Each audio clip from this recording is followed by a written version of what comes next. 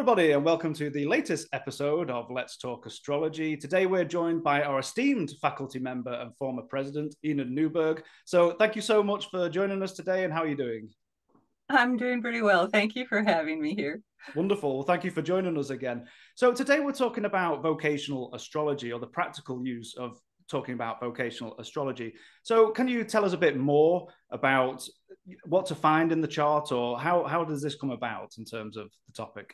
Well, it comes about because it is one of the primary things that people want to know about with Hmm. their charts is, am I going to get this job? What should I be doing? I'm changing jobs and I have no clue where to go next. Those are the kinds of questions that are so common. And vocational astrology is our attempt to help people answer that. And so what I've done with the class is I've gone all the way back, and we have Hellenistic techniques and we have modern techniques. So it covers a range because I wanted students to test different things. Hmm. There are certain things that seem to crop up again and again, no matter which century we're looking at. And then there's some new tweaks, and it's like, okay, how do those fit in? How do those work? And so it's short 5 weeks, but we have a good time because we're really focusing on, here's these techniques, here are these charts, work with it. Let's test it out. Let's talk about what's working, what doesn't seem to be showing up as well. And it's also comparing what the astrologers do with what modern day vocational counselors do. Hmm. Because people spend a lot of money going to a vocational counselor and saying, what is it? What do I want to do? And they have a lot of tools. And those tools are, so many of them are available out on the internet. So as astrologers, we should take advantage of that knowledge and incorporate it.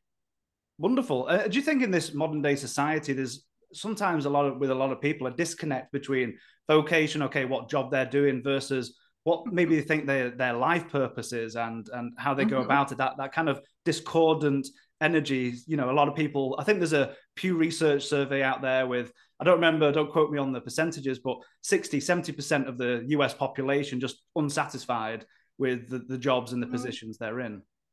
Sixth house. Hey, it's a house that's averse to the ascendant and is always known for being a little problematic, and that's where we do most of our work. Right. 10th house is where we get to shine.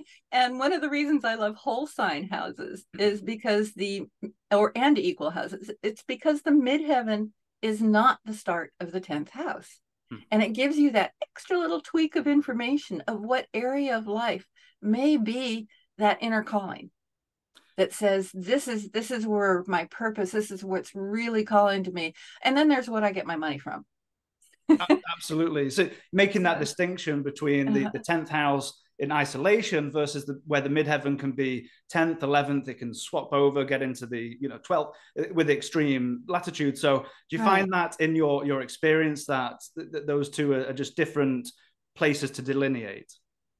Yeah, the midheaven point seems to be, uh, it's very similar to the ascendant in a sense that it is part of our identity, but it's the identity we build over time. It's the identity that we out in the world are, that calling interaction between who we are and what the world calls for us. So you can be someone who's just, your day to day is slogging away. It's a who knows, packing boxes for Amazon or something like that. But when you have time off, you're this amazing artist, or you love to do work, or you're known in your circle of friends for something entirely different. And that's where you're getting the distinction of 10th house as just sort of your general reputation, the point that's really pulling you, and then the how that can be translated to being able to survive. Yeah.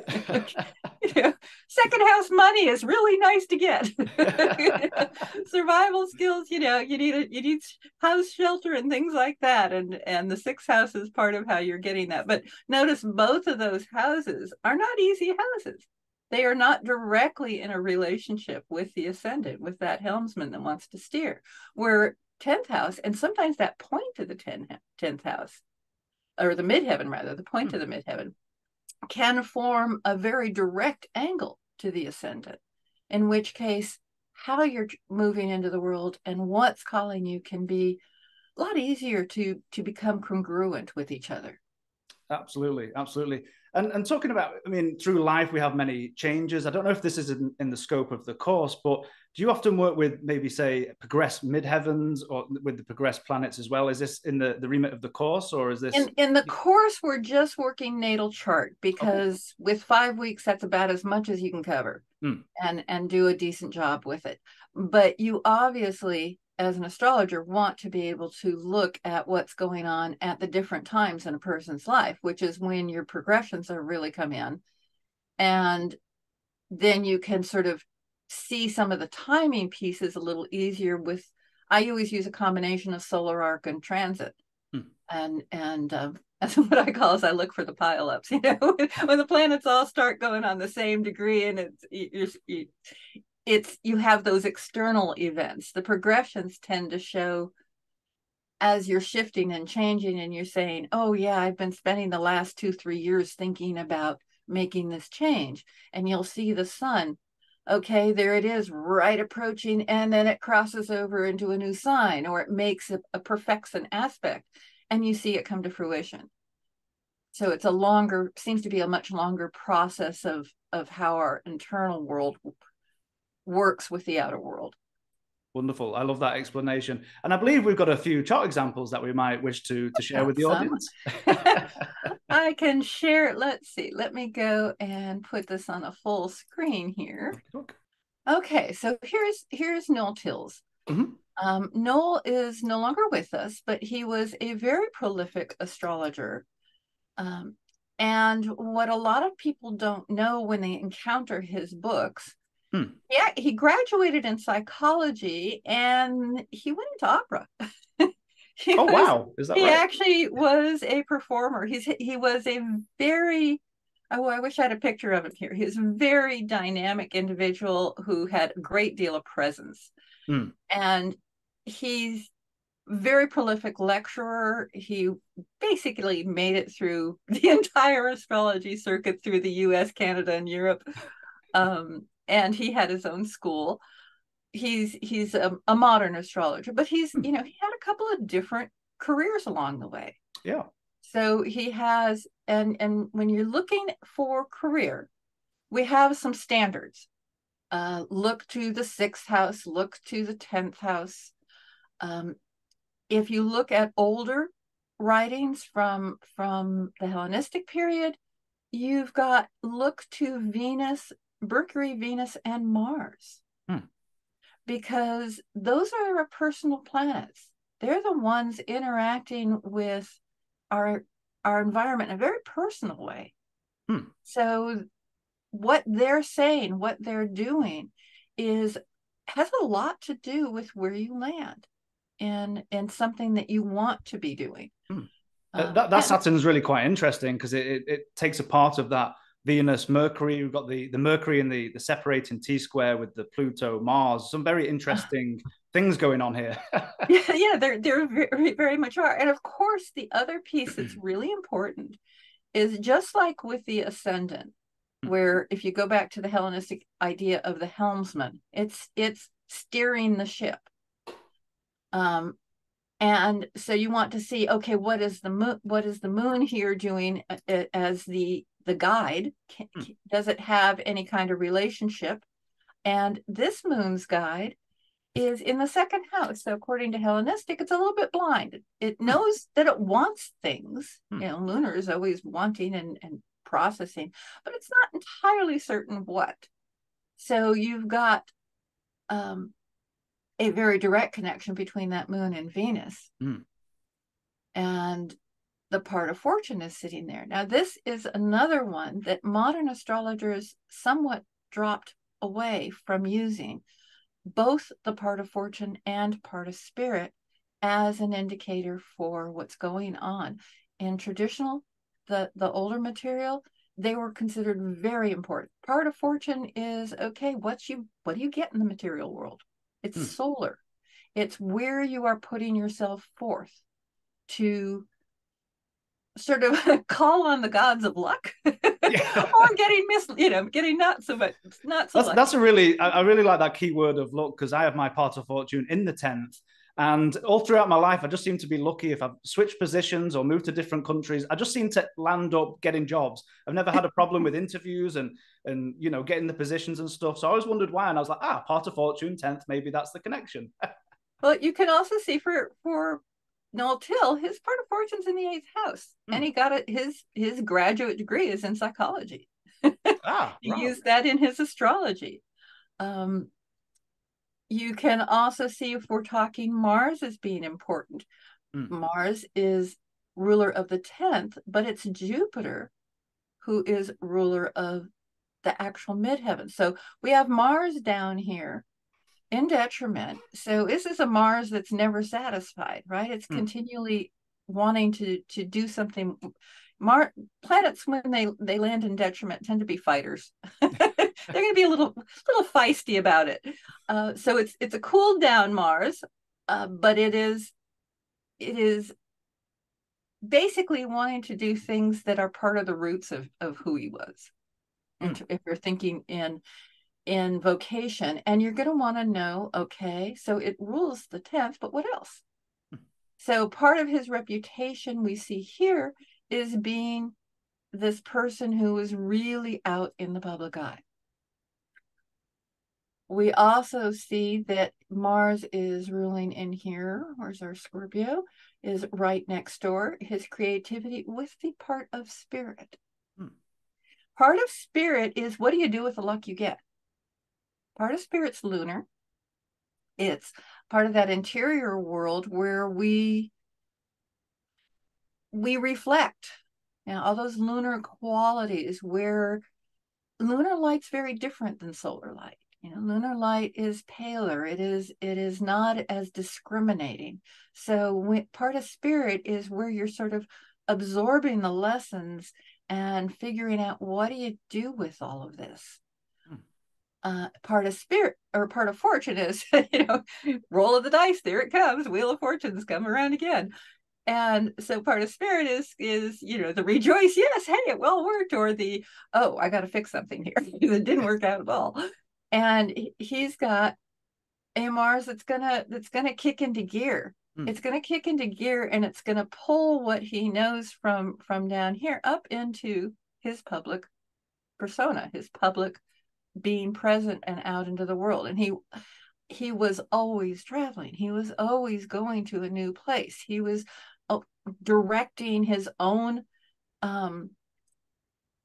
practice. He was part of the steering committee for AFAN. He was on the board member of UAC. He had his own, basically his fingers were in every pie. And where is his midheaven point? In the 9th house, in working with all of this stuff, getting together. And he worked with a lot of other astrologers. Some of his best books were pulling together information from like 5 or 6 different astrologers. Wow. And letting them each have a segment to explain how they approached. And he was the overall editor for the book. It's remarkable. And you notice that Jupiter, Saturn mutual reception, bringing in that 9th house as well. So really here you're making the distinction between the 10th house, you've got that Mars ruler detriment, and bringing in the 9th as well. And so you're separating here the midheaven from the 10th house, which some people do tend to merge a lot of the time. And, and personally, yeah, you could actually see some of the Mars and detriment stuff. But we're talking vocation, so we're not going in that right direction. Okay. I don't know the history, so I have no idea. There's interesting history. Astrologers are marvelous because they have such fascinating histories. I mean, when you scratch underneath a lot of our well-known figures, you find really interesting backgrounds of what they've done. An interesting breed. Interesting breed, exactly. So this, that's kind of some of the basics. And if we're thinking of the Mercury, Venus, Mars piece, we have, Mars disposed by Venus, which is going to that Saturn. So we're pulling in that 9th house again, and then coming back for the Jupiter mutual reception. So where was he super successful? was in making contacts to work with people, and form partnerships and do that exploration. And also travel all over the world. Right. When he did. And with the discipline that's required to tackle all of that. Because that's, there's a huge amount of work that he did. He was a publisher and editor. He authored 23 of his own books, and he edited another 10. So he's definitely was never particularly restful about how he was tackling things. So you can use remarkable. These different ways, and it was emotionally, that was really part of his presentation in terms of how he became an authority. He also had this side that was receptive in bringing people together, and very warm introduction to people. Wonderful. And do you bring the nodes into your delineation in this, or? Not as much. Not unless they are specifically, and most of the modern astrologers do not do a whole lot with the nodes. Okay. And where you're going to obviously want to pay attention to the nodes is when they're directly contacting a planet. When you have planets at the bendings, when they're right square to both nodes, those are the places where the nodes really come into their own. But they don't seem to be as critical in doing vocational astrology as they are in some other styles. Wonderful, fantastic. So, do we want to look at one more chart? We can take a look at Brian Clark. This is an Australian, Canadian Australian astrologer, who basically has lived in both countries and been part of the astrological community in both. He's known for being an educator. Both he and Noel have gotten the Regulus Awards from the UAC award ceremonies. Wonderful. He started out as an accountant. And he got a diploma in archaeology. Then became a lecturer and a teacher, and then basically he calls he's more on the metaphysical side of astrology. So where's that part of fortune? It's in the 10th, or in the 12th, excuse me, in the 12th. It's ruled by Venus, and we can see Venus over here in the house of work. If we look to, he too has a distinction between where the midheaven point lands and the 10th house lands. Only in this case, we have a 10th house known as a metaphysician, known for his explorations in his books and his approach. But that midheaven gives another tale. It says, and works really hard at stuff, and is really going to want to make that metaphysical side manifest. In other words, not just staying out in the clouds, but bringing it down to the person and how that becomes part and parcel of living a good life.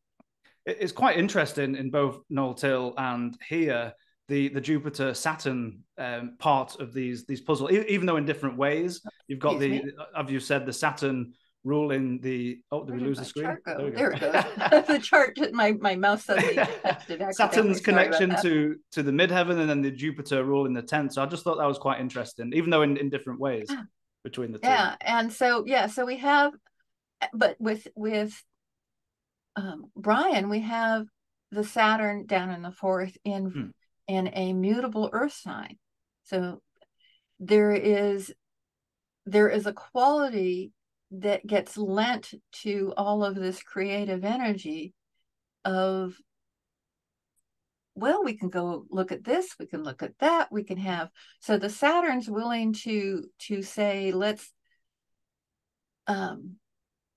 it may be a fixed air out here, but which is definitely part of, he's very definite about how he is an approaching, if you've ever encountered him.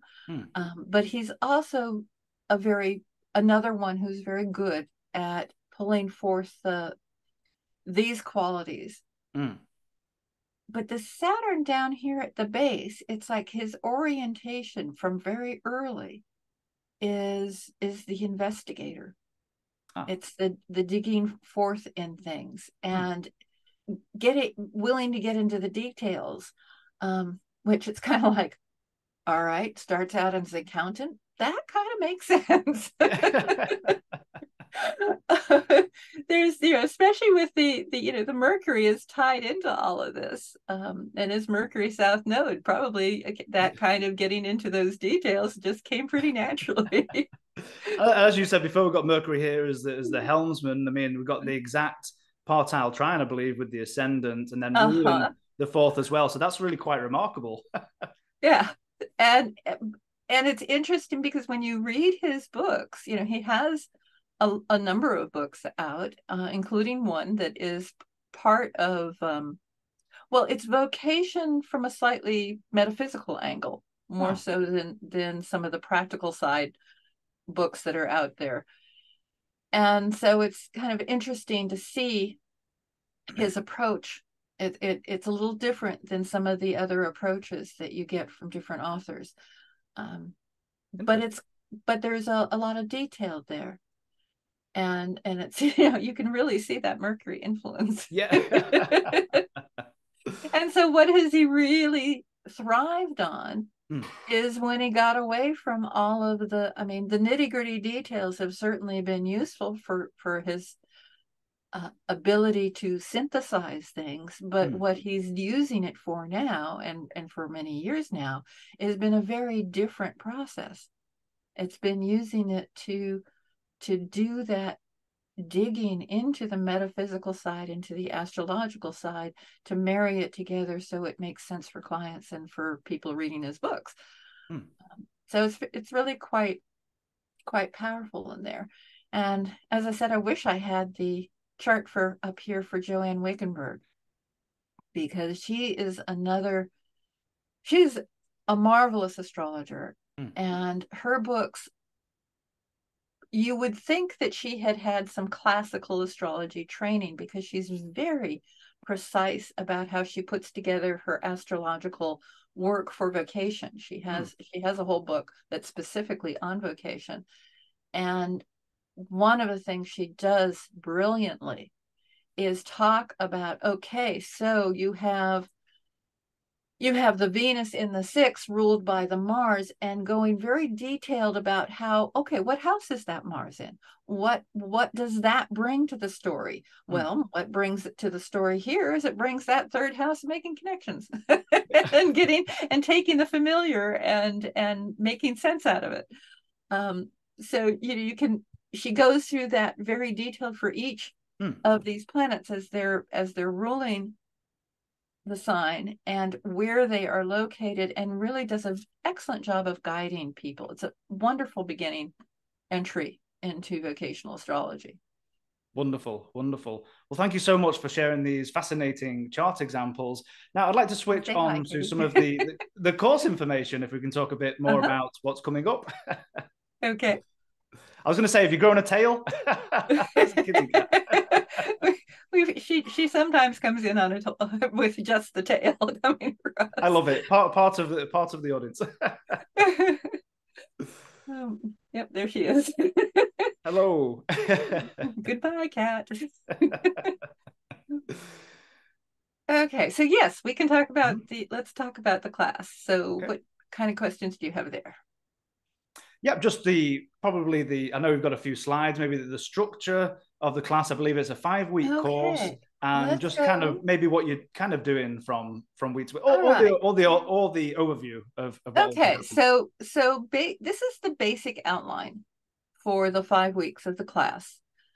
We're going to start out working with Sun, Moon, and Ascendant, because that is such a starting point in so much of our astrology, but a little bit different angle because we're looking at it specifically from career aspects and thinking about, what do the Sun, Moon, and Ascendant is what creates our part of fortune and part of spirit.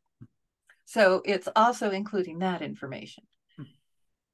And then week 2, we bring in, we go back, and I have quotes from various Hellenistic authors on the importance of Mercury, Venus, Mars. And then thinking about, well, what do the other planets add? But for the internal part of ourselves, it's that sun, moon, ascendant, Mercury, Venus, Mars, all those personal ones. That's a key when you're doing vocational astrology, because that's where you can tease out the difference between vocation, what you're doing as a career, how you can move your earning capacity to something that may suit better of yourself. Then we work on the houses, which of course we're going to take a look at 10, 6, and 2, since those are considered the three biggies. And the last 2 weeks are practice, practice, practice, and testing these techniques and discussing about do they work or not, working as a group as well as individually on that material. And last time I taught this, I was able to find somebody who was job hunting, Oh, who wow. the class was able to practice on someone who Well, could give great them timing. direct feedback. Yeah, so I'm hunting for that as well. If anybody knows somebody job hunting so, or wants to have a little bit of vocational counseling and willing to let their chart be used by a group. Absolutely wonderful. Absolutely wonderful. So, and the basic, it's basically, we're talking about a whole series of things when we say vocation. Vocation can be a job. Vocation can be the difference between, you might have a career, but you've got another job kind of thing that you do that is actually part of your calling or your vocation. Vocation actually comes from a term that means to call. And, the modern sort of pull from the early use of vocation is usually focused on the spiritual vocation in terms of religious, but it doesn't necessarily mean that it is a religious thing that's happening. It's where purpose and your sense of self are meeting, and you feel like you matter because what you're doing matters. And there are people that they can have a calling that is just fine being the person driving the delivery truck for Amazon or the checkout counter at the grocery store, because that's actually a pretty amazing type of calling, to do all that service work, to Absolutely. keep things running, to bring the things that people need. I think it really showed us, especially during the pandemic, of the people who really keep the world running. As you say, the people who are driving the trucks with the food, or the cashiers at the counter of the supermarkets, and the real people who should be lauded for keeping society running. And yet we seem to have a society where they laud the lawyers or the bankers and things like that. And I think really the pandemic showed us, in a certain sense, of who really matters, at least to me anyway, from my perspective. And people who have found where that works, but they may also have another part of them that is an internal calling, like I mentioned earlier, that you can find these distinctions in the chart and help someone decide of where they want to go with it. And quite frankly, I've also encountered a lot of people who have what are supposed to be the ideal careers, the attorney, the doctor, and we've seen that a lot of people are leaving those professions because they have become the side of them that was doing something really remarkable for the world has gotten more and more co-opted by this I especially like with attorneys, where I used to know a lot of attorneys who part of what their mission was not just the corporate work, but the pro bono work for really truly helping people. And the more the clients have shifted to just saying, well, what are you charging per hour and what can I get, to instead of let's do the whole development of what's actually going on and staying, here's how you stay within the law. It's like more of, can we skirt it? Right. Is it going to cost more to do that than this?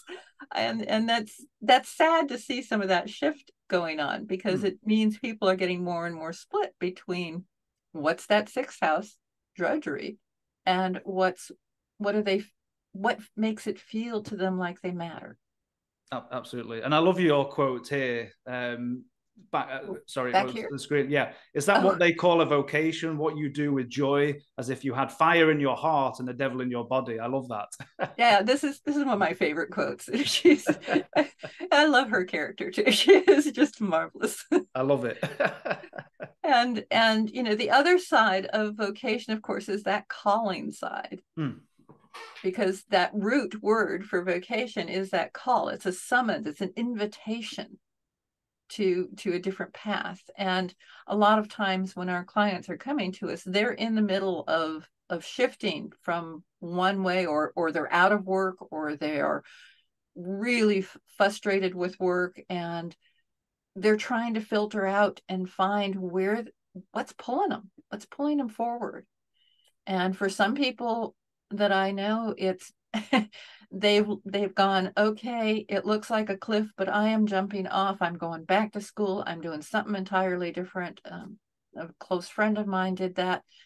And she went into nursing and started out on the total grudge side of it, you know, where she was just one of those helper nurses who were, you know, doing the bedpans and all of that, until she actually became part of the emergency nurse system and then research, which made her totally happy. So she was able to continue over the course of her life building these different pieces by listening to that call inside of her and being willing to risk. When she shifted job a couple of times, as well as just risking from changing completely from what she was doing to going back to school. That's absolutely wonderful. I expect you've had many students over the years who, even though they're taking the courses to work with clients and help other people, but it sounds like it's probably helped themselves to either maybe to look deeper as they go through the courses, it seems. I think that's part of the joy of astrology courses. Yeah. You know, even though we don't really want to be having students charts, because there's a lot of private information and you're recording the courses, so you don't want that just being out there. But at the same time, I'm always telling my students is apply this stuff. How's it working? What's going on? And, you know, we've got those discussion boards to say, okay, I'm seeing this in my own chart, or this is in the chart of a good friend of mine. I could see how this was working out and help me. That's the other part I love, is having enough students where everybody's helping each other out. Absolutely. Wonderful. And forming a lot of good friendships along the way. It's really great seeing students, you know, like from the very beginning classes, and you get to see them again, and they're hanging out with people that they've met online and doing the work. I think that's what stands out for KeplerCollege, that sense of community as well. Because I think self-study, I think, can work to a certain degree, but having that, as you've said, to work with other peers and to bounce ideas and perspectives off one another, I think that's invaluable. And I think that's what KeplerCollege offers. Well, I have been a jack of all trades in a lot of my career choices too. I mean, from childbirth educator to librarian to paralegal to you know, all these different types of jobs and things. And one of the things I found with the astrology community and doing the online is there's a sense so many people come to astrology because of this calling. They've heard a call, and it's taking them to the school, and they delight in what's going on because they're learning all this stuff that's not only useful for them, but for other people around them as they're interacting. Absolutely. Wonderful. Wonderful. Well, thank you so much, Enid, for sharing your thoughts and your wisdom. For everybody watching, I'll leave a link below this video in the description, so you can go straight to the store and look at the course if you would like to do that. And we'll also have pop-ups as we go through. So again, Enid, thank you so much. I do want to point out to everyone watching, Enid is one of the best teachers I've ever had in my life. So you're in the great hands. Oh, as you can tell, I'm in the put in a quarter and get a whole dollar of blather that comes out. I love it. Yeah. Absolutely wonderful. Well, again, thank you so much, Enid, and thank you all for watching, and we'll see you all again soon. Bye-bye. Thank you, Callum. Thank Bye. you.